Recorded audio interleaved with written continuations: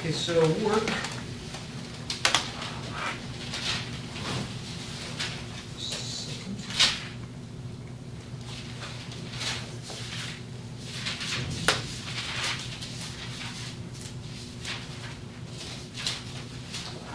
Okay, so work as a line integral, which means that anyway we're introducing two new concepts at the same time. The work, well, the work, you have seen the work, right? Have you seen the work in Calculus 2? Have you? Like, so starting pretty much the same way, except the motion is, I guess, one-dimensional in a straight line, but the work that you're dealing with might be variable. So that could be set up entirely within Calculus 1 environment, and this is the only thing that we have new is parametric curves. So and that we have just a new word for it, line integral. But this is a short introduction into the topic here, starting with dimension 1 and then simply multiplication of the displacement by the force. Both already treated as algebraic numbers, and then in dimension 2 they get higher, they become vectors, and then it turns out the multiplication is the dot product. Okay. So that it allows us to discard, as you can see, the perpendicular part of the force, the component of the force that is perpendicular to our displacement, and so it doesn't. We are not fighting it as we're moving along, and so that part of the force doesn't do anything as far as we are concerned. So it's like hypothetical, if you go in against the wind, or not against the wind, that does something, and if it goes perpendicular to you, then you are there is nothing presumably that changes your motion. Same about against the gravity. Same against in a river. So once again, the river will only So you have to be careful about having too many examples of this kind, because sometimes you can mistake forces for velocities. Remember, when we started studying vector fields, there were two main metaphors, and they were from physics, and they would be velocity fields and force fields. And so up until now, the main metaphor we have used was velocity field. So field of as we have a flow, either 2 or 3 dimensional, and then or higher. And then so vector at each location, what does it give you? The velocity of a particle that is at that location. Okay, so I'm describing something that is independent of time, say wind or a flow in various dimensions. In the meantime, the force is different. And then the questions of physics and related questions will be different, and so that's one is the force. So then you have to be careful then what you're not mistaking one for the other, even though going against the wind it certainly feels like force, but just be careful about that. So we will try to treat it mathematically so that it wouldn't make any difference. Just the end result of our all the computations will be certainly different. So starting with the with this, we going on to finally moving along a path that is not necessarily a straight line, even though this is a transitional step towards the general cases right here. So we're moving along a sort of broken line, but still continuous ideally. And then we know how to handle, from the previous discussion, how to handle every segment separately, multiplying dot product force by the displacement, and then adding them together. Okay, so it creates the sum, and if the cancellation happens only when the vectorization, and then the cancellation only happens when the force is constant. Otherwise, it is just a sum. Okay, so one thing is then important is that is I did not mention here in the here is what kind of parametric curve it is, and this is the extra term that has to be emphasized is orientable. Well, actually, the right word is orienting. Oriented means simply that we choose where the beginning and where the end is.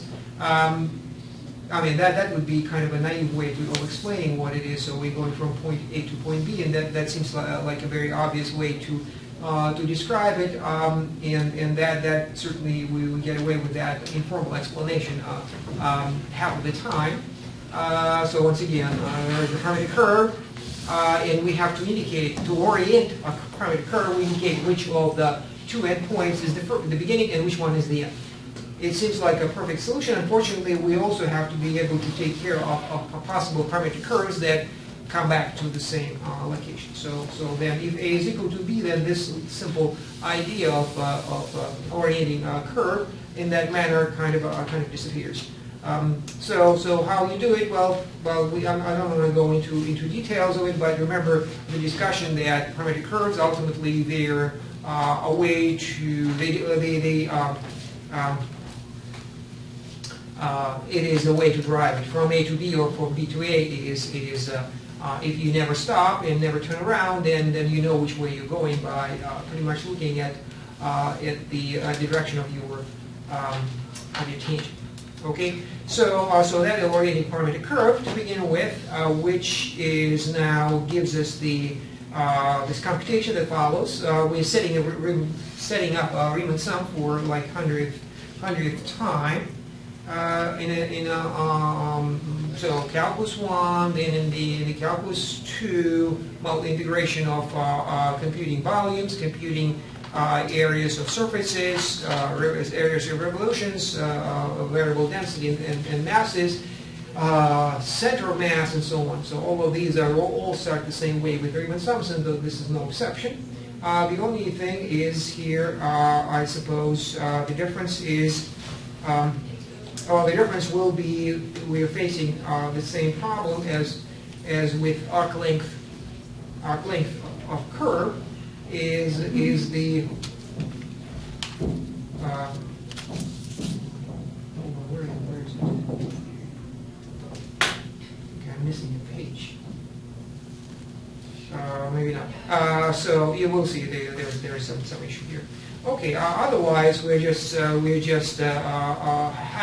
starting with a partition, just like every single time, partitioning our interval, the domain of our parametric curve into intervals. Then pick. So they're here on the right. Okay. Then pick sample points within each of these small intervals, and then proceed to create a sum, which hopefully will give us the Riemann sum. So that's what we have. We have what we did at the very end. We have the locations of in my three-dimensional space. So these are I plotted them here. These are the locations in my three-dimensional space x, y, z. Okay, so these are just 3 points, end points rather. Okay, so these are where my force field is sampled. Force field F is sampled, and so these are the approximate values of my force along those segments. So roughly speaking, we're not really jumping from point A to point B, but these are displacements. So this is how we can think of our motion like this. Okay, so these are my points, and at these points are where the locations where we sample our vector field.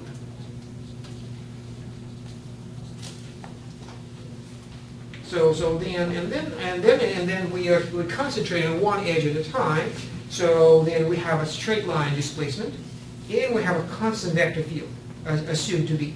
So assumed constant along each segment. Okay, so then we are in the same place we started with, a constant vector field, straight edge, a straight line displacement, and so then we know that the force along that, the work along that edge is will be the dot product along this displacement, those green arrows.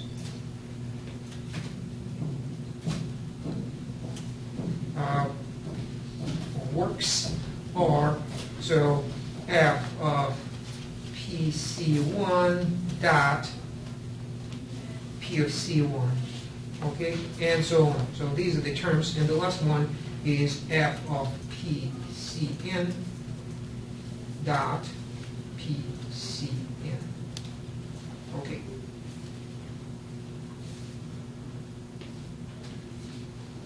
Along each of these displacements will produce these numbers. Okay, so once again, remember the force evaluated at this location, the red dot, that's the first term each time, multiplied by the vector of the of my hold on a second, the vector field sampled at the red location. Okay, multiplied by, that's not right, a displacement. So so what should I put here instead?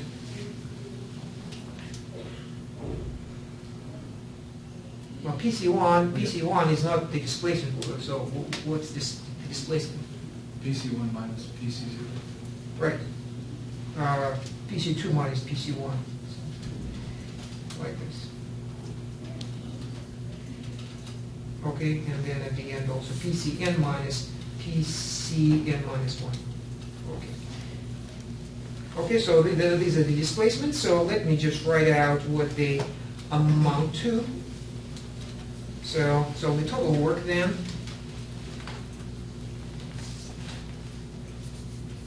along the whole curve made of edges is the sum. So let me write it as sum. So it will be F of I'll let me use sigma notation. It just becomes a little bit cumbersome. So sigma, and we have F of PCK dot product PCK plus 1 minus PCK. Okay, K from 1 to n. Okay, so it is kind of different from the very last line that we considered, which was about the mass of a curve with a variable density. Okay, so so because even though the summation is similar, and in fact this part was also similar. I mean, if I can find it, but there was no dot product for one. If I can find it, just to compare and contrast. Not this one.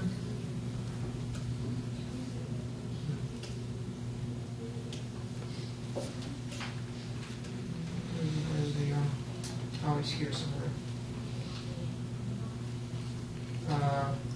Line inverse. Okay. So as you can see, that's what I was talking about.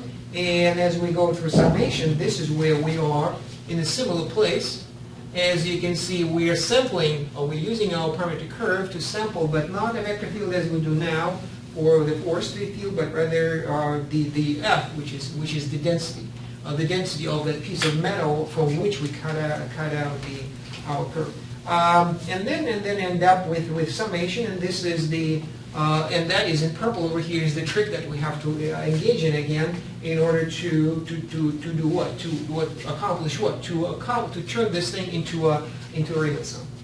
Okay, so if without the Riemann sum, we are in an upward position. I mean, it's not really such a bad position because this can be used for computations.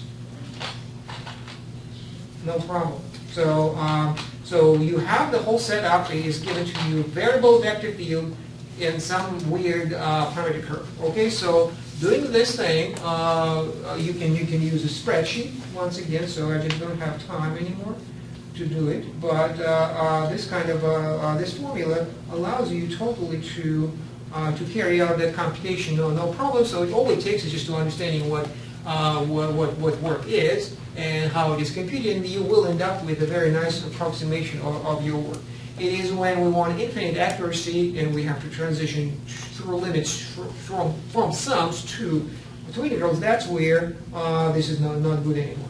Okay, so and then the only way we know how to proceed from this point on, and we're improving our accuracy of our approximation by making those intervals these intervals. So delta xk plus 1 minus xk. Okay, so these intervals will make them small and small, and that improves our approximation.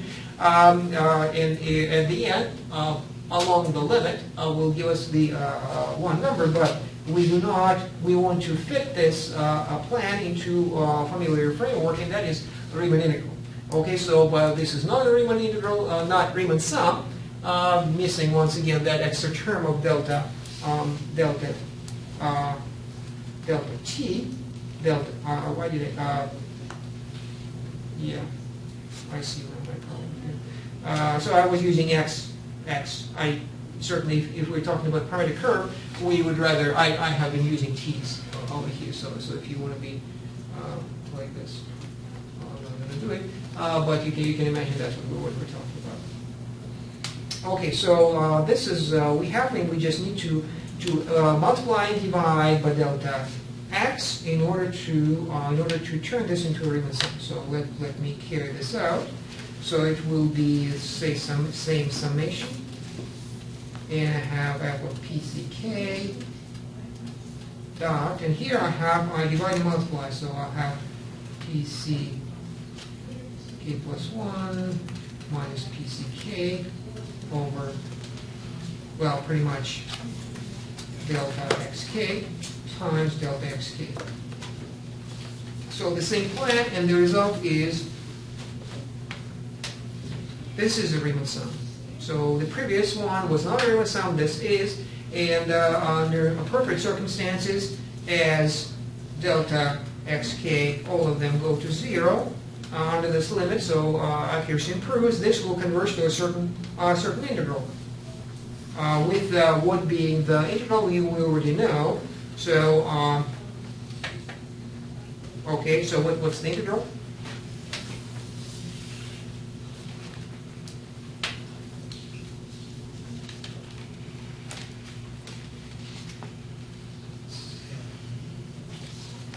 Well, this is the setup. Yeah.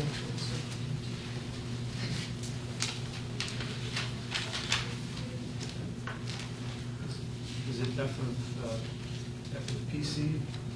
Well, there won't be any c, right? So c, there's just simple points, and so that disappears once we take the limit. So it will be simply f of p of t.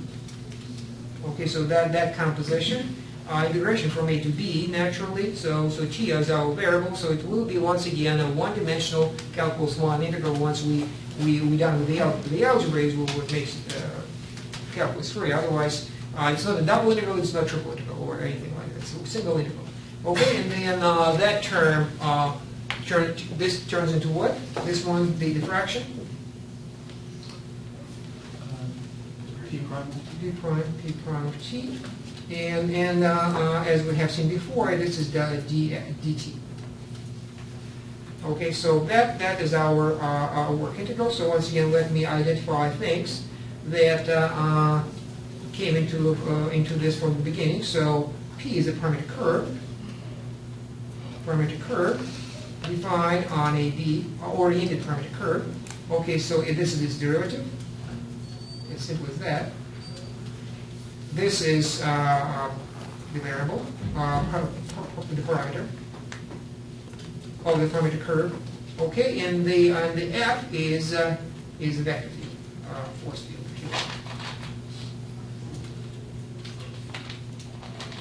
Okay, so and that is my work. Found as the limit of all these Riemann sums. It is pretty much the definition of work. However, it is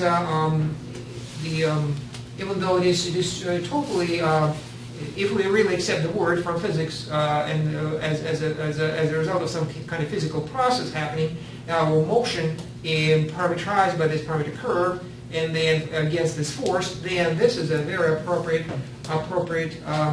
definition for work. However, we have the definition varies slightly from this, because we really want to discuss the work along a curve, which is not the same as along a parameter curve. If that makes sense to you.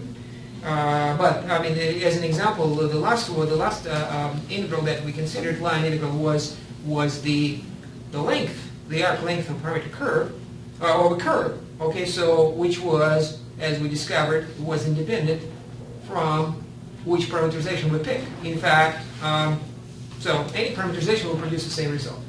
So which is what you expect from you're computing the mass of, well, you have a curve and you're computing its mass. Okay, so it doesn't matter how you parameterize it. It's entirely a tool, and that's why we had that weird notation. What was it? ds. Okay, along C. So that was the notation. As you can see, the parameter curve does not come into play. This C is here, and then to define what this expression means, we use the parameterization, and then it turns out parameterization doesn't matter. The result is the same as you would like to have. So we are in a similar place, and so we will make up a notation for this particular new type of line integral, because it also, in a way, independent from our choice of parameterization. So the notation is integral, once again C, but this time it will be f dot, well, how about dp? Okay, so once again, we have a curve, we do not have a parametric curve. So this is notation, but there is more than, it's more than just notation, because you have to explain how you get from not having nothing but a curve, and then where does parameterization comes from? Well, you do come up with a parameterization of the curve, and then you gotta demonstrate that it doesn't matter which one you pick, the result will be the same. So the point being that it doesn't matter the work. It kind of makes sense from the physical point of view. I'm going from point A to point B against say some force. It could be a spring, pulling something or pushing something, or it is gravity. And then it doesn't matter if I'm moving fast or slow. Oh, it shouldn't. It shouldn't, right? So that's why the displacement was our the thing that we were looking at initially. Was the displacement, which once again, how quickly you went through that displacement didn't matter, and it still shouldn't. And so how fast we go along that curve, once again, should not matter. So we made, but if you just only have the curve, you cannot compute it, and so what you do have to choose the parameterization, and there are infinitely many of them. And the only requirement is that P is a regular parameterization.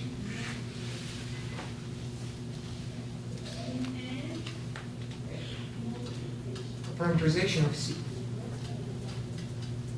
Okay, just like pretty much the same requirement as here.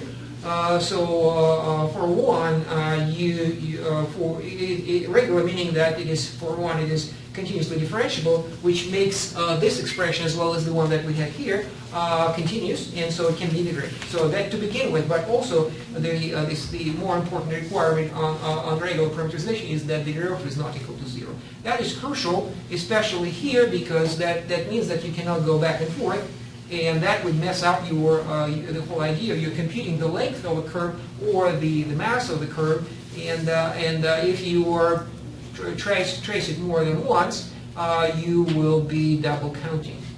Okay, so similar. It's not as important here because you do expect a cancellation. If you go back and forth, that along the same path, you do expect things to cancel out. But we still have that requirement.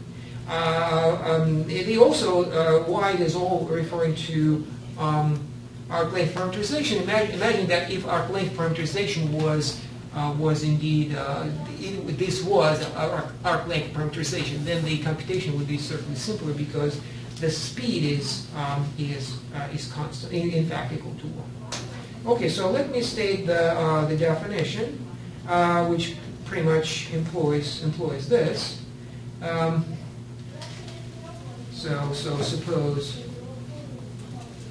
C is a curve in Rn. Then, and now I'm not using the word work anymore, but rather a line integral. Then the line integral of a vector field F along C along the, I'm sorry, I forgot that word again, oriented.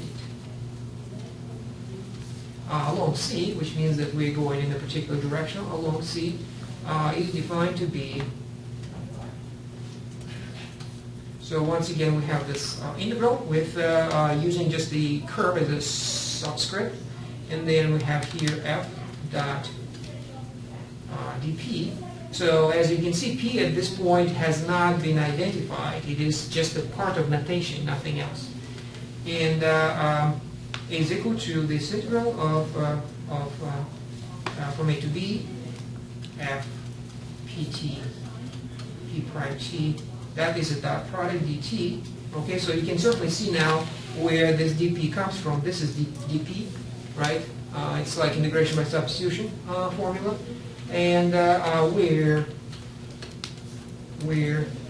p is regular parameterization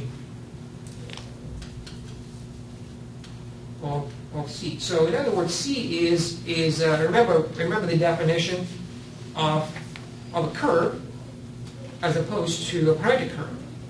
What's the difference? What was the question? What's the difference between a curve and a parametric curve?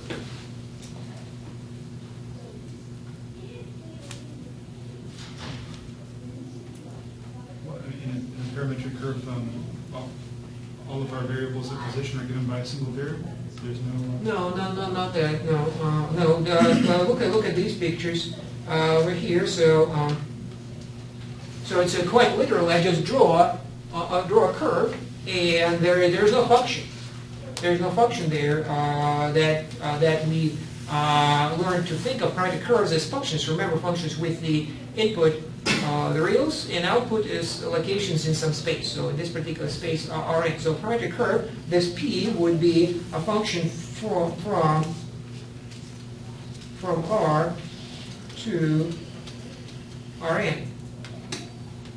Remember this? So these are the parametric curves, two-dimensional, three-dimensional, and so on. And that's a parametric curve. And the curve itself is something it's not about functions. It's a geometric entity.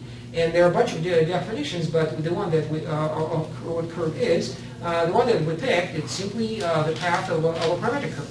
It sounds circular, but it is, once again, it is a physical road on one hand, and the way a particular person has driven along it on the other. So physical curve, this one, and that would be our curve. On the other hand, a particular person drove along it in some particular way, possibly fast, possibly slow, and that is our p, the parametric curve. So that they are kind of come together, but for every curve has infinitely many parameterizations. That's what the word parameterization is. And the only thing that is, we have talked about this before, but this time the only new thing that comes into play is that we're talking about oriented curves, which means that that is not entirely a physical entity, but rather, in addition, it has a direction. So we know which way we're going to go, which means that the parameterization that we're allowed to pick only also follow the same direction. It doesn't matter when we talk about mass or length. Our length doesn't matter. You go this way, that way, the length is the same. But if we reverse orientation, of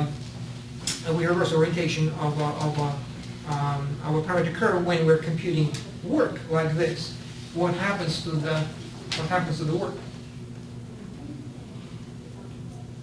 It depends upon our parameterization. It does, but what if we allow all parameterization not only going this way but also going that way? What would that create?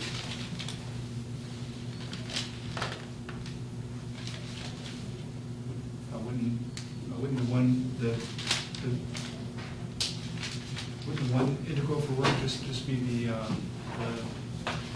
additive inverse of the other? No, I'm not sure what you're saying. They simply, you're going the opposite way, the work is the opposite. It's negative. Yeah. Negative work. So either you go with the force, that's one thing, against you, it is the exact opposite. So that creates this ambiguity that we are avoiding, and so we choose the direction of our curve from here to there, and then from that it imposes strict restriction on the parameterization that are allowed. They all have to go one way. Otherwise we have two numbers instead of one. And so that is certainly is so that's the definition. And as often it happens in the in mathematics, the definition is defined in a kind of indirect way, and it is defined in a oriented in a way that is dependent on our parameterization. So you have to then state, which we don't really have any time to address, but at least we have to say that this is independent. The answer is independent of the choice of P. So no matter how we parameterize, it seems that it explicitly depends on P. And then we're saying it doesn't matter. It doesn't matter what parameterization we pick, as long as it's in the right direction. Fast, slow, slow, then fast. It doesn't matter. The work will be the same. Anybody can argue why, based on the formula. Does it remind you of anything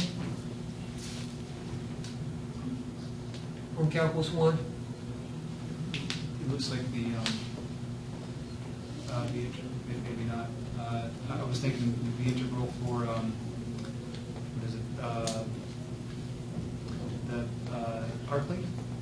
No. Well, I mean it does, but the difference is quite noticeable. There's a multiplication there, but actually there's a scalar. Two numbers are being multiplied. The magnitude of the derivative instead of the derivative, and over here we had our function sampled along our parametric curve. So even though the result is still a single calculus 1 integral, it is quite a bit different how we get there. No, the formula itself, forget about f being parametric curve or anything, forget about the dot product, think about this as one-dimensional situation, and this formula you have seen before in calculus 1, in fact.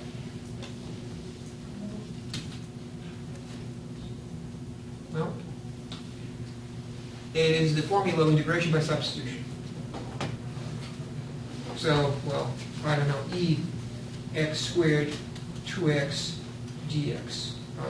So that's the something that you remember from calculus 1, and this is e, that is the x squared is inside, and its derivative is on the outside.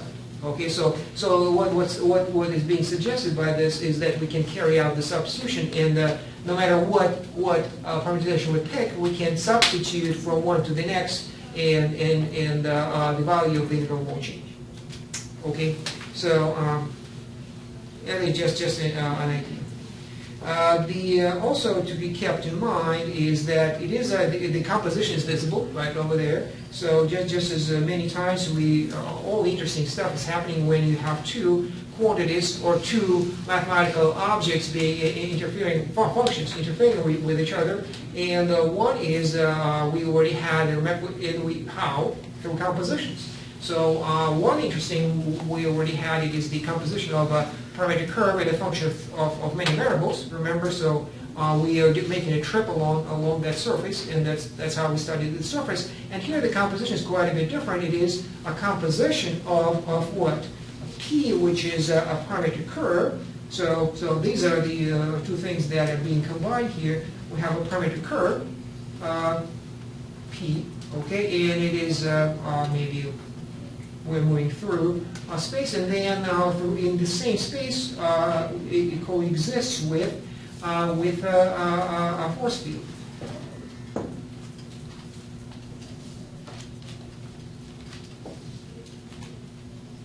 Okay, so and then we take the composition of these. And that's what I'm talking about right here, f of p of t. It's the composition, and so what is the result of this composition?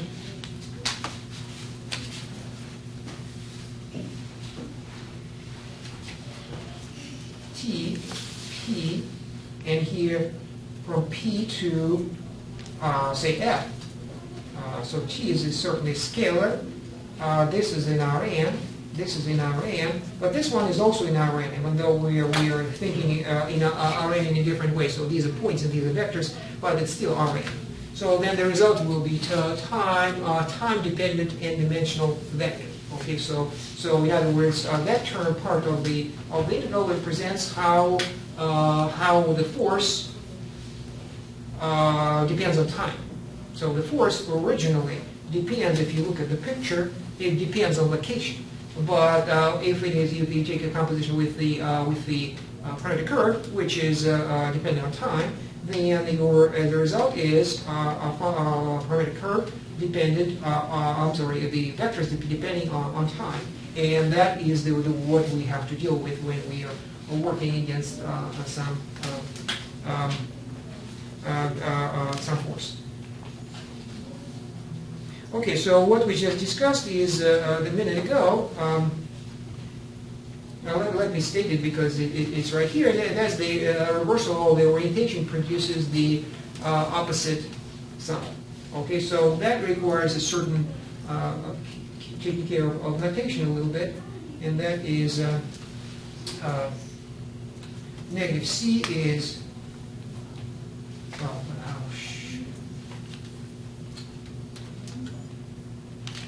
so suppose C is a curve. No. C is an oriented curve.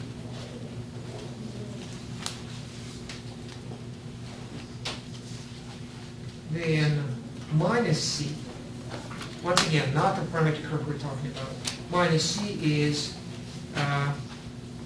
C with reversed orientation. So curve, that is my C. Same exact curve going in the opposite direction. It is denoted by negatives. Okay, so it means that well, if you think about it, I guess it didn't come up, is a parameterization of a given curve split into two classes, one going this way and the other going that way. Okay, so that is, we take care of that explicitly. So we and then we ask ourselves, naturally, once we have defined this, what happens to the work, and we already know that the work is reversed. It goes with the opposite orientation.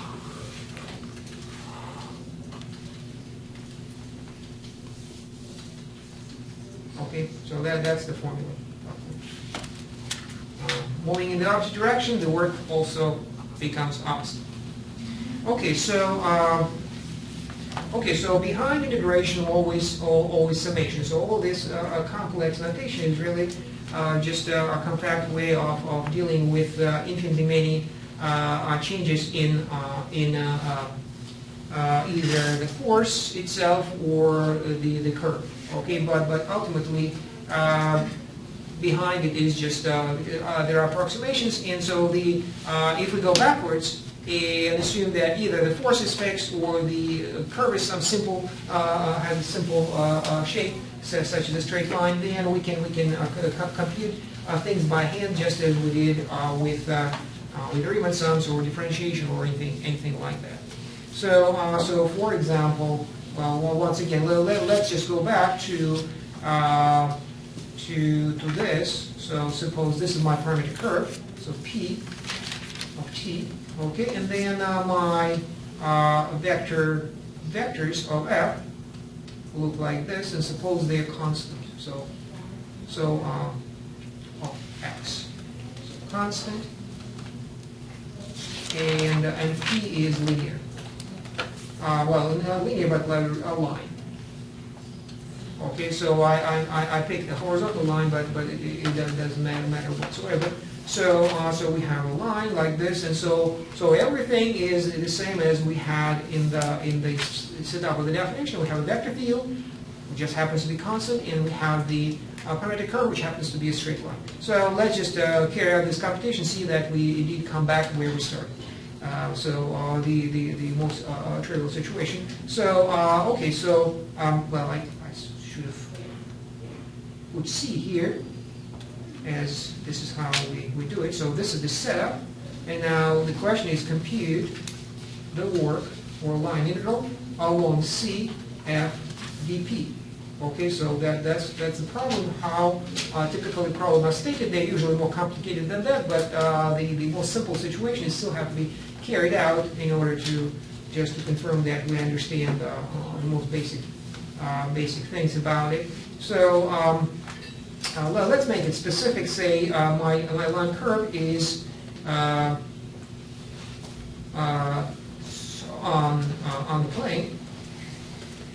the plane through 0, slope 2. Okay. In the meantime, f is, so that's C, a straight line, and f is constant. Well, let's say just equal to how about 1, 1. Okay, so that's all there is. That's all there is. That integral on left still there, so it still looks maybe impenetrable a bit. But if we just go to the definition and plug in things, we'll be all right. So number one step is to realize what that P is, and we have to, step number one is to parameterize C. Okay, so we need to have P equal to P of T equal to representing this line.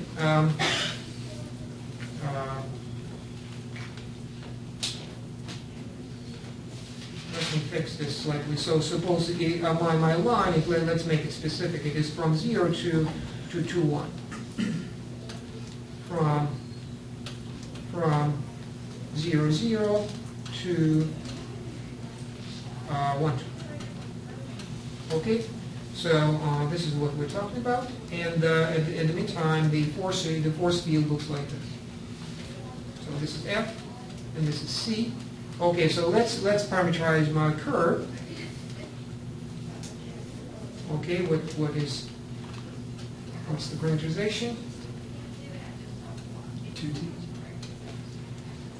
What? 2t. No, that's not the parameterization.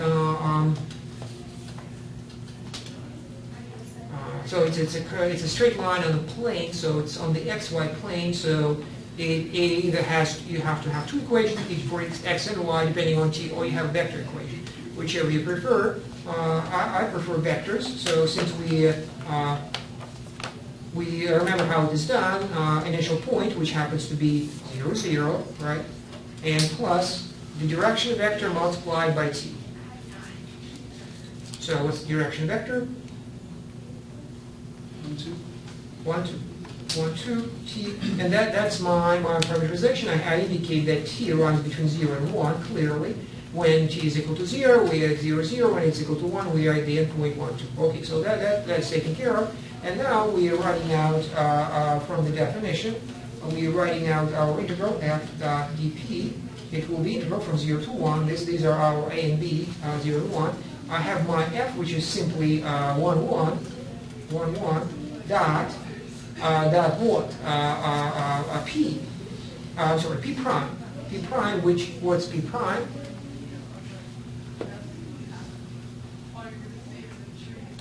One, 2. P prime is simply constant vector 1, 2. So that's what we have here, 1, 2 dt, and that does it. As you can see, that's what happens to any integral whenever the function is constant. And so we are just, that is a dot product, and that's kind of calculus free thing. But once we multiply it out, we are in a very familiar place. Okay, so the work is 3. So as you can see, we're moving along. We are moving with the force, but it's not along the force. It's slightly askew, as you can see on the right. Okay. Like this. Okay, so some of it is lost, but it adds up to 3. So.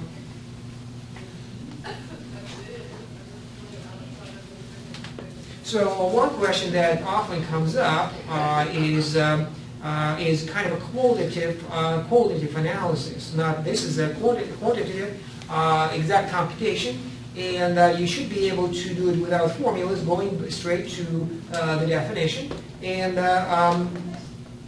well, maybe we should do that first before doing quantitative. So in other words.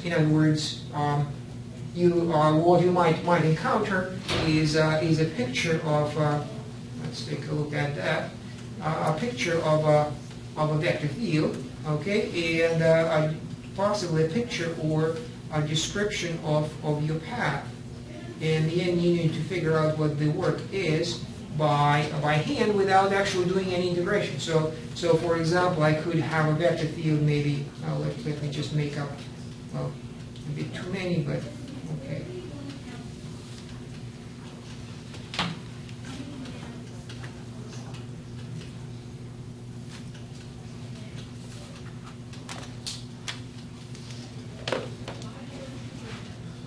Okay, did I get that? Okay, so that's my vector field. At least it's approximation. It's a simple vector field. Okay, now I have a curve through this, and we want to estimate what the work is. Okay, so that is my P, and the red is my F. Okay, so what do? I pick a few points on the graph of P and find the nearest point, nearest vector of the vector field, and do that dot product, add together, and that will be the answer. So we'll do it next time.